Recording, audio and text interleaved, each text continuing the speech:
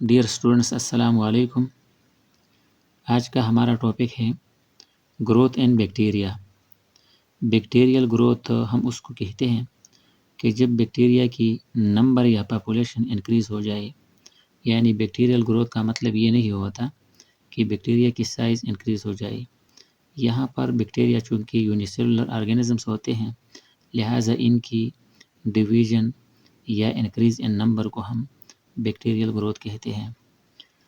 Growth rate depends on, bacterium کی جو growth ہوتی ہے وہ ان فیکٹرز پر ڈیپینڈ کرتی ہے، پی ایچ پر، ٹیمپریچر، نیوٹرینٹس اور آیونک کنسنٹریشن پر۔ جب یہ 4 جو فیکٹرز ہیں نارمل موجود ہو تو پھر بیکٹیریا کی گروتھ بہت اچھی طرح سے ہوتی ہے، مختصر وقت میں ہوتی ہے، اور تقریباً ایکولائی جو بیکٹیریا ہوتے ہیں وہ 20 منٹس میں اپنی سائیکل کمپلیٹ کرتے ہیں اور وہ ڈیوائڈ ہو جاتے ہیں۔ پھر ایکسپوننشیل گروتھ ایک ٹرم ہے، when rapid increase occur with number doubles after every division۔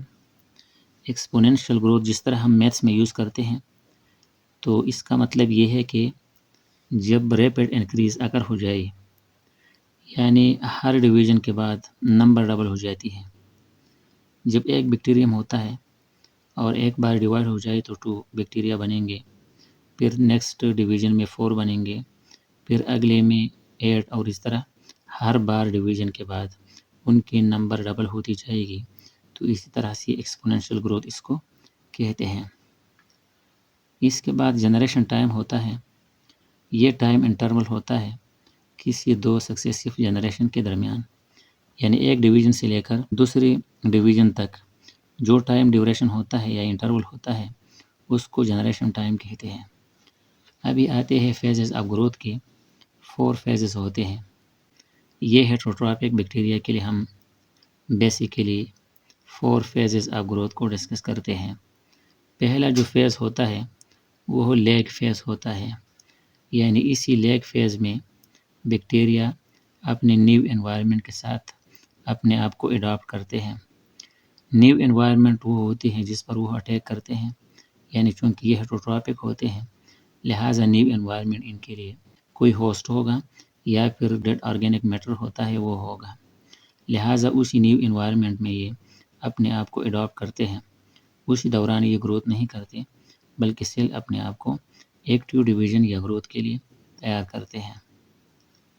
Next ہے لاگ، اور یہ لاگرتمک سے نکلا ہے، میتھس میں جس طرح ہم یوز کرتے ہیں۔ ایکسپوننشیل گروتھ فیز بھی کہلاتا ہے، اور یہ فاسٹ گروتھ کی ایک سٹیج اور فیز ہوتی ہے۔ نمبر آف سیلز ہر ڈویژن کے بعد ڈبل ہوتی جاتی ہے، اور یہاں پر ڈیزیز کے سمپٹمز بھی اپیئر ہو جاتے ہیں۔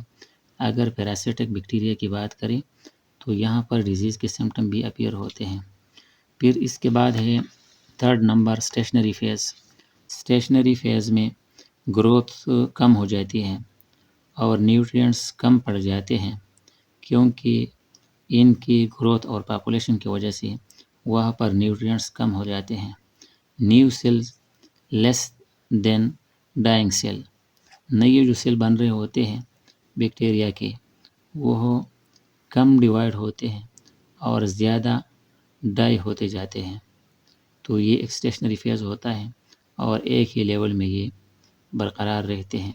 کیونکہ ہم یہ بھی کہہ سکتے ہیں کہ نئے جو بننے والے سیل ہوتے ہیں بیکٹیریا کے وہ ڈائنگ سیل کے نمبر کے برابر ہو جاتے ہیں، یعنی جتنے ڈیوائڈ ہوتے ہیں اتنے ہی مرتے بھی ہیں۔ لاسٹ نمبر ڈکلائن فیز ہے، اس کو ڈیتھ فیز بھی کہتے ہیں۔ پاپولیشن کم ہوتی جاتی ہے، ایگزاسشن آف نیوٹرینٹس ہوتی ہیں، یعنی نیوٹرینٹس ختم ہو جاتے ہیں اور ٹاکسنز کی اکمولیشن ہو جاتی ہے، تو اسی دوران بیکٹیریا کی جو گروتھ ہوتی ہے وہ ختم ہوتی جاتی ہے۔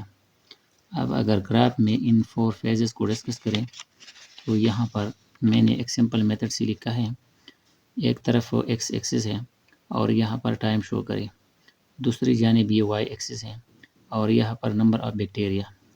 لیگ فیز جو کہ وقفے کا ایک فیز ہوتا ہے پہلا، تو یہاں پر بیکٹیریم کی گروتھ کم ہوتی ہے، یعنی نہ ہونے کے برابر ہوتی ہے۔ اس کے بعد لاگ فیز شروع ہو جاتی ہے۔ لاگ فیز میں بہت زیادہ گروتھ ہوتی ہے یہاں تک، پھر یہاں سے یہاں تک یہ اسٹیشنری فیز ہوتا ہے، اور یہاں پر نہ انکریز اور نہ ڈکریز، اور پھر اس کے بعد یہاں سے لے کر یہاں تک یہ ڈکلائن فیز ہوتا ہے یا ڈیتھ فیز ہوتا ہے، اور یہاں پر بیکٹیریا کی ڈیتھ اکر ہو جاتی ہیں، نیوٹرینٹس ختم ہو جاتے ہیں اور ٹاکسنس ایکومولیٹ ہو جاتے ہیں۔ تو یہ تھے 4 phases of growth of bacterium. Okay, thank you.